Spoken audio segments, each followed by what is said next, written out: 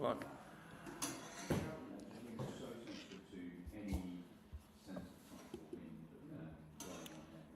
Well, hello. Let's hope it's working. We're here at Urban Farmer Project, Nicholas Steen and Adrian Rimmer. And this is the first pop-up COP.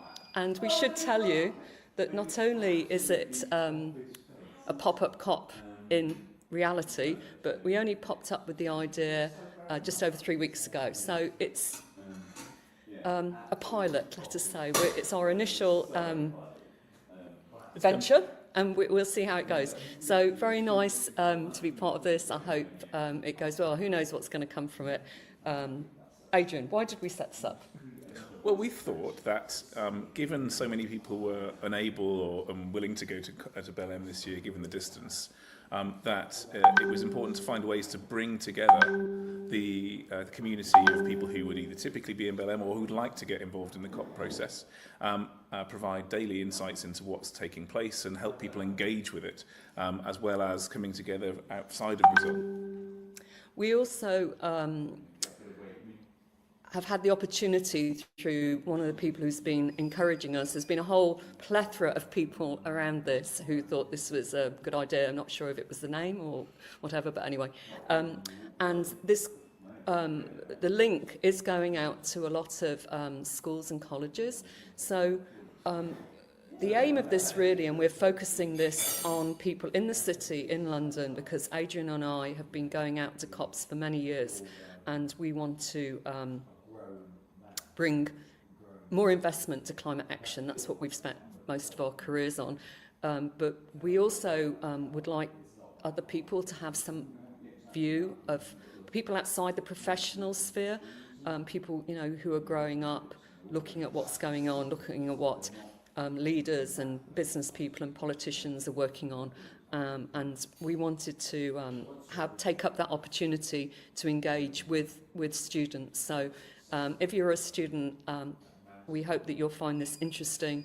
As we say, we're not exactly sure what's going to happen in the next 10 days, but we'll find out. So I now have to, in my thing here, I'm going to try and reduce this down and bring in our friends. So I don't know what you can see at the moment, folks, but I'm going to bring on Tom from Belém and Anne-Marie. So here we go, and I think I can make us all big again now. Yeah, and I think the goal really is every day to have some perspectives from Belém as well as those in London also. So it's nice to have both sides of the Atlantic represented today. So thank you both so much for being so valiant and entrepreneurial to be part of this. Anne-Marie, it's me actually who knows both of you, so I'm going to introduce you both. Thank you so much. Anne-Marie, I'll talk a little bit first about how our backgrounds, and then you can talk about you, and then Tom will bring you in, and Adrian's going to ask some questions. So, Anne-Marie, we met decades ago. You have been at Lloyd's, you've been the vice chair of Vera. Carbon flows through you like a sticker rod, like me. And I wondered if you could talk a little bit about your background and why you went to COP, what you think of this, and then we'll bring in Tom.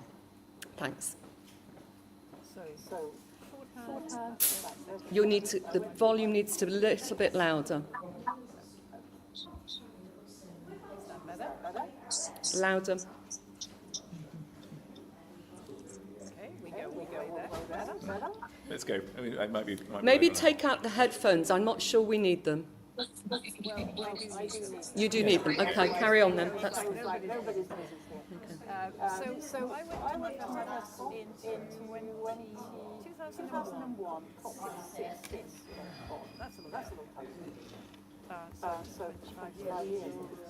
I went because the organisation I worked for was a registered organisation with the UNFCCC, so it made sense to go and find out what this was all about. I was also with AITA at that point as a board member.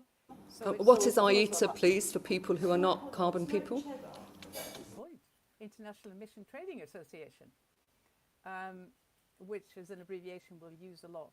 And so that's where I started it. I gave up after Copenhagen. It got too big. It got too hard to find people.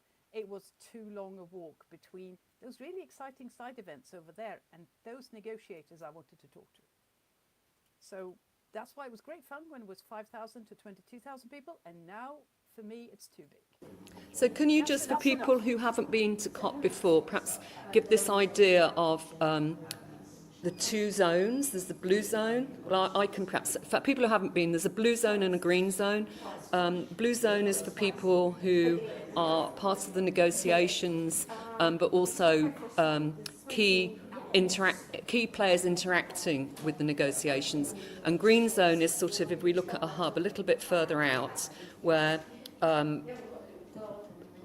everybody really can go, local people especially get invited from the host country being the people. So this year, host country is Brazil. So there are these levels, and then within the blue zone we have the negotiators, and they have, I think it's pink badges. So we have these different sort of hierarchies and colours of badges, and what we're trying to do with Pop-Up Cop is bring in all of us so that we can get this feel of what's going on. And these side events that Anne-Marie's talking about are events that happen around in the blue zone and the green zone. They're all advertised online now, didn't used to be online, but all online. And we can go to these different meetings with different interests, and perhaps Tom will talk a bit more about that. Should we flip over to Tom?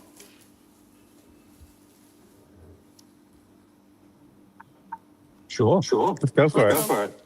How are you? I'm very good. There's quite a lot of feedback, so you might need to put a mute on when I'm speaking. Well, not when I'm asking you a question, though. We'll do in a minute. So Tom and I met in New York. Tom was very kind and was helping me with some technical things, which if you were here, you could perhaps do that now. I think it was charging, actually. It wasn't that technical. But it was very, very helpful at the time. And that's how we met. We met at New York Climate Week. And Tom will now, has been at TreeAid since 2016. You can find him online. And he has been the CEO, I think, since 2020. And I was just really interested and impressed with the way that he's harnessing carbon finance. So perhaps you could just talk about how you got involved in all of this, Tom, and why you're at COP. Sure, yeah. I mean, why I got involved in all this, meaning environmental sort of restoration and climate. I used to work in the humanitarian sector, and I used to work in spaces where there was a lot of once-in-a-lifetime weather events. In fact, I was in probably about 7 once-in-a-lifetime events, and it suddenly started to feel like these weren't once-in-a-lifetime events anymore. And if anyone's following the news, they've seen what's happened in the Philippines in the last week and what happened in Jamaica a few weeks ago. So this is getting worse and worse. So I moved from a humanitarian sector into an environmental sector because of that. Why I come to COP, why I still come, it is too big, I agree. I think this year is actually smaller from what I've understood. I think there's 34,000 registered to come this year compared to, I think, 70,000 in Dubai. I think it's a great space to exchange ideas, to shift the needle. I think that those side events that Anne-Marie talks about are really vital. They might sometimes not seem the crucial part, the policy making, the minutiae of detail of what governments are agreeing, but actually those side events are a kind of really vibrant space where people can exchange knowledge and ideas and move the sector forward as a collective. I also think, the work that TreeAid does is particularly in the dry lands of Africa. So you think Senegal over to Ethiopia. It's not a place that necessarily hits the agenda of people thinking about the climate. And particularly if you're in a place like Brazil, the big topic is going to be the Amazon. So, a little bit of my role at TreeAid is to bang the drum for those somewhat forgotten communities in the Sahel.